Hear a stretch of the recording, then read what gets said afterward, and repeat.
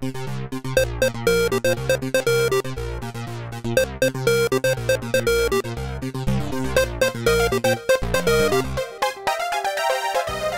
it's Howard Rheingold. I'm enthusiastic about the potential for social media, obviously, and I'm often cited as a poster child for perhaps being overly enthusiastic, because there are cautionary notes about privacy, about the use of our labor by others, that people who are enthusiastic about social media ought to know about.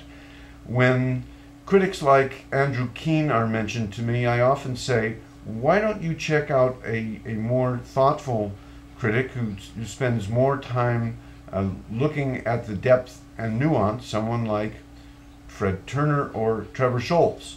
So when Trebor was in my garden recently, I took advantage of the opportunity to just get him to say a couple minutes about what he has to offer to students about cautionary notes about social media.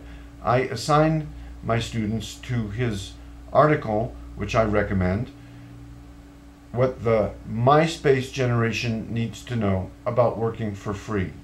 Trebor, I teach students about social media, and one of the things that I assign them is your paper on what the MySpace generation needs to know about working for free. So I thought I would take advantage of the opportunity to ask you to give my students just a quick cautionary note about their use of social media. What would you have them ask themselves?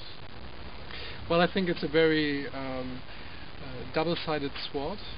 You have, on the one hand, you have all this pleasure of engagement. You have the pleasure of reading, writing, learning from each other, and having access to all this knowledge and entertainment. But on the other hand, you are also you are being used, right? So you are being taken advantage of, in the sense of that. And often in a very non-explicit way, basically people who run these platforms don't make it explicit how they benefit from you focusing your social life on these sites. And I think it's even more complicated if you look at phenomena like you being really locked into these places. And with that, I mean basically that it's very hard to leave once you are there for a longer time. So imagine you are on MySpace and you're running a blog there, you are uploading photos to Flickr for many years, you are on Facebook every day and have 500 friends.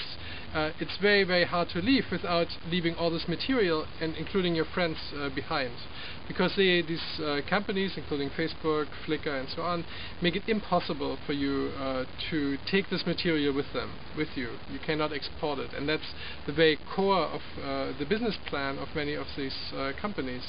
So that, I think, makes it really a sort of capture of community, if you will. So you're in a way entrapped, you could say.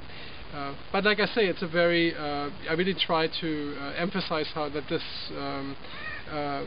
while I think we are being used, this is really quite you really have to see it in balance, where on the other hand, of course, I completely acknowledge all the excitement and fun and benefits that we get from these sites.